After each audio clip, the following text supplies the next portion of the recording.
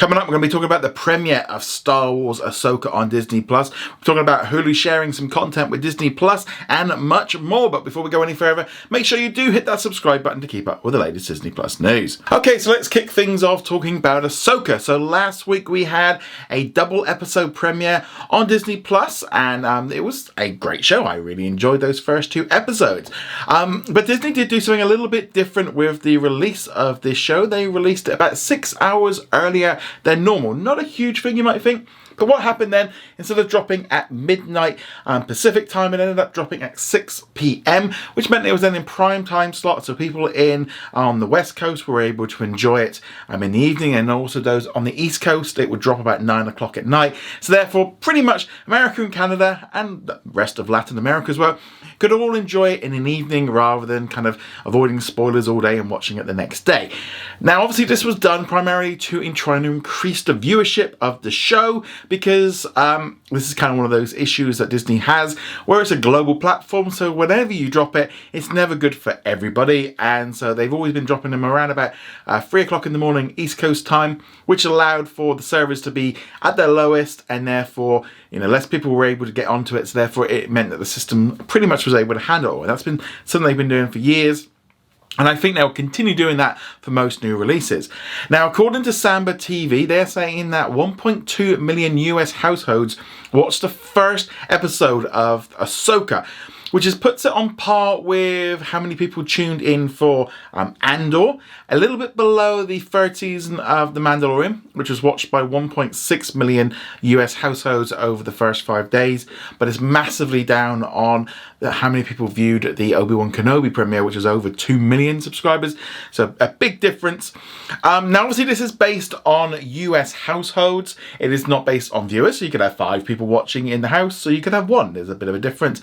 Also, this data does not represent what Disney Plus puts out. This is just based on Samba's TV, where they do research on a few thousand households and kind of basically average it up and kind of do a load of math stuff to kind of work out the average of what it is. So it could be very different from Disney Plus's numbers. It also only represents sort of the US. It doesn't represent people in other countries. So the viewership overall will obviously be much higher. How many people check it out after that, etc. So these is just kind of ballpark numbers, and this is why there's so many issues with streaming numbers, with people wanting to get hold of real data rather than kind of having to rely on companies like Nielsen and Samba, etc. to kind of come up with this information. So overall, the viewership is obviously down on previous shows, and shows that they didn't really necessarily pull in many new viewers.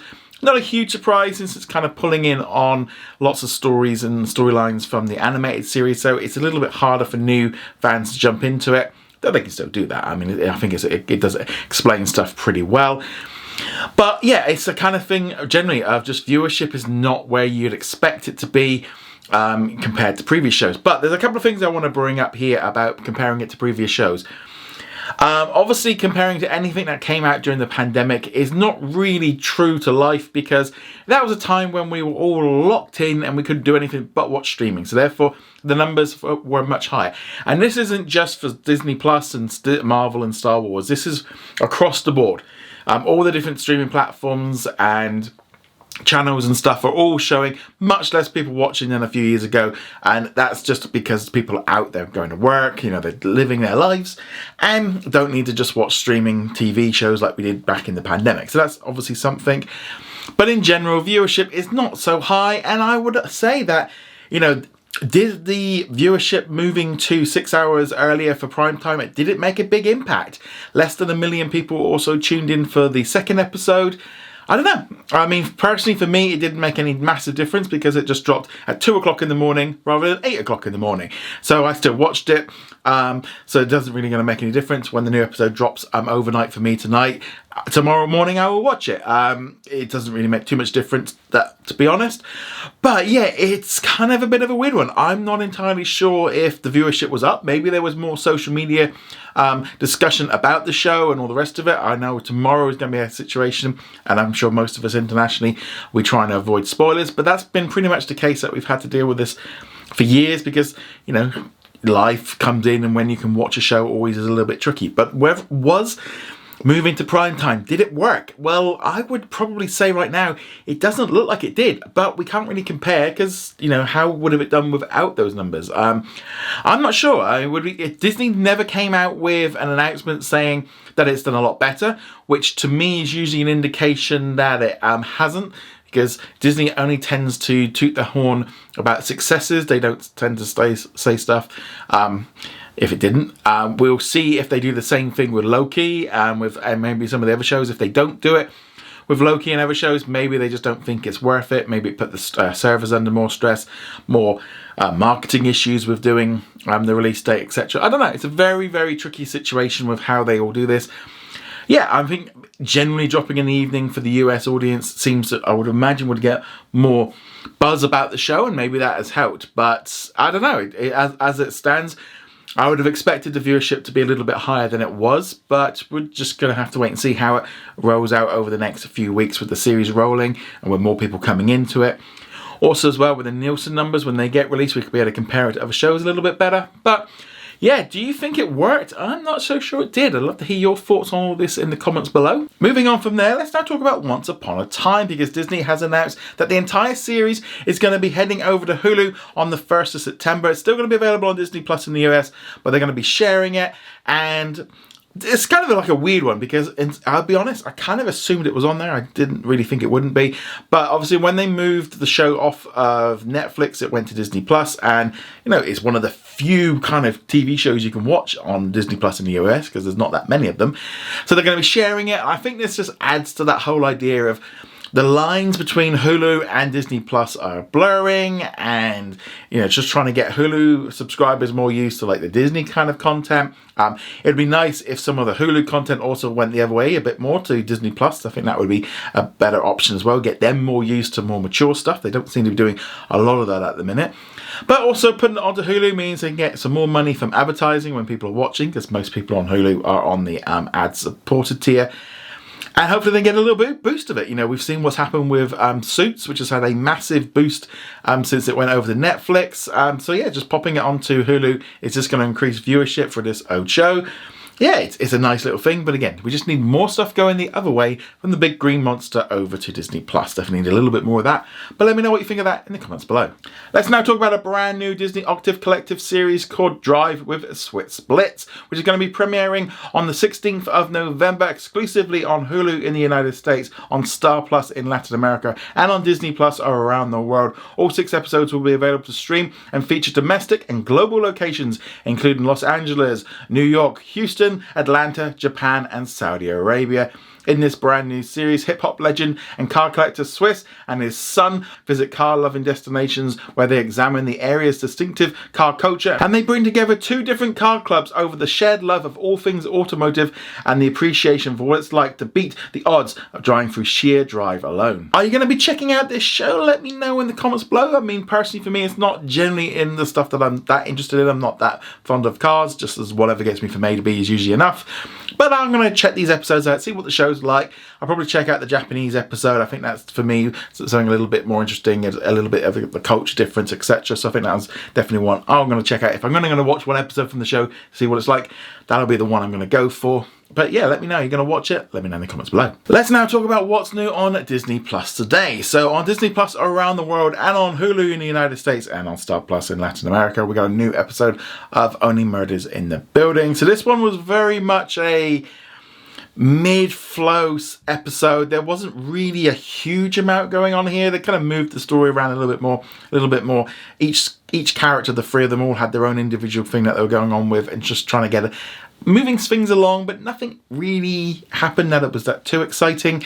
But yeah, it was kind of a bit of a lighter episode in terms of just moving the story along. I don't know if they necessarily needed some of it, but yeah, it wasn't the best episode, but I'm hopefully in the long run this series kind of delivers what I'm hoping from it, because at the minute we're a little bit all over the place with it. But yeah, are you watching Only Murders in the Building? Love to know your thoughts on that. And just remember, as I mentioned earlier, Ahsoka is coming later tonight in the US and in Canada. For the rest of us outside of the Americas, it'll be here on Wednesday, and we'll talk about that one tomorrow. Okay, let's now jump in today's comment of the day. Tandar says, I think people need to rethink their relationship with streaming. Streaming is not the place for new. It's proven to be a feasible impossible. It's where your old favourites go to live forever. Now, there's definitely a few things in that comment that I kind of wanted to pick out for. First off, stream forever. Whew. I think we definitely much have to look at this and go, streaming might not be forever. Streaming is right now the #1 thing, and it's growing and more people are going to use it. But who's to say in 20, 30 years time how we're going to be watching? We could be watching things on different platforms. How we watch could be different. Who knows?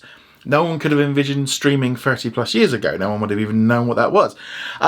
So yeah, I wouldn't necessarily go with forever. And the shows and stuff, you know, they can come and go. If they, you know, we've seen that in the past. It doesn't always have to stick around. So I definitely, yeah, and I have lived through many different television formats over my years, and things do change. You know, the days of having Betamax and VHS and stuff, you know, we all thought they were going to be forever, but that didn't turn out to be the case. So things do change. It's definitely not going to... I think the whole idea of changing the way we think of streaming, I think a lot of this comes back to the idea that when we first got Netflix and we were first introduced to it, when it first launched, you know, back years and years ago, we were paying a low monthly fee with access to a huge collection of DVDs online. And it was great. We had full access to so many stuff. You couldn't get access to everything, but you had a massive collection and you didn't have ads, and it was cheap and it was great. And people really started to move over to it because it was so convenient. I mean, I used to have the DVDs coming through the post, used to go to the video shop. It was just convenient. But as time's moved on, more and more things have come over to it, and the world of television has changed, because the simple reason was why Netflix was able to be so cheap at the time was because the studios were still making all their money off of home video and theatre, and also, more importantly, off of linear television. That was still paying for everything. But now we've shifted, and now streaming has to pay itself. It has to essentially cover those costs.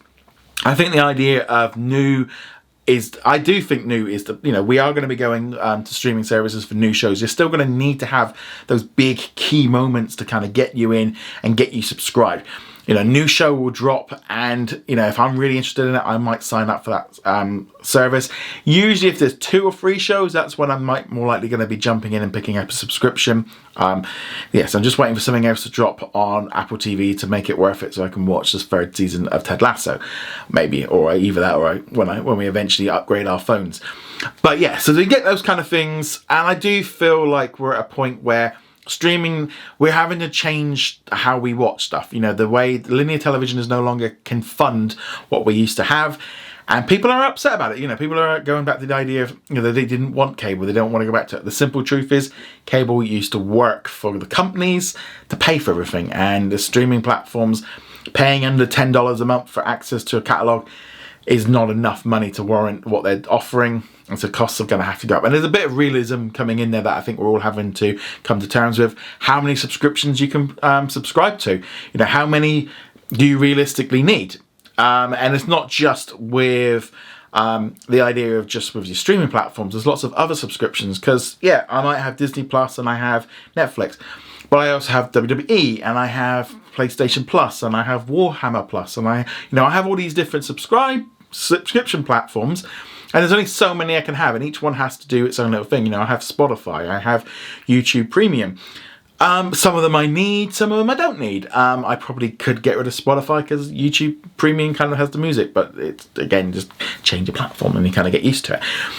But yeah, you've all got these different platforms, and, you know, do you need Paramount Plus? Do you need, you know, all these different ones? And we are seeing them all starting to consolidate, but unfortunately that does mean the prices are going to have to go up. Adverts pay for this stuff, and I think we all had very much a case of we were spoiled with a system that was just, you know, it was great and we all enjoyed it, but I think the simple truth, honest truth is it wasn't sustainable. And I feel like a lot of people have got, you know, they're having, especially, you know, maybe you're a bit younger than me, you maybe haven't had to pay for satellite or cable television, and therefore have got used to this cheap entertainment and can't quite, you know, you're like, well, It's like when people say, well, if I have to subscribe to everything, it's the same as cable. It's like, it's not, because cable made you pay for like ESPN if you didn't want to watch it. If you only want to watch Netflix, you can watch Netflix. If you want to watch something on Paramount Plus, you can subscribe for a month and then come off of it. You can do the same for other ones. Though I did notice the other day, I was looking at maybe changing from like Sky down to Now TV. And it's like they're offering, like, you know, you can sign up for like 6 months at a slightly cheaper price if you do a 6 months package. So they're starting to change. But yeah, I do think streaming, we are having to change our minds to how it works, how it all comes together. But yeah, I'd love to know your thoughts. Do you think this is right? What do you think is what's going on now with streaming? I'd love to hear your thoughts on all of this in the comments below. Anyway, guys, thank you very much for watching. Make sure you go check us out over at whatson@disneyplus.com, and I shall see you guys soon. Later.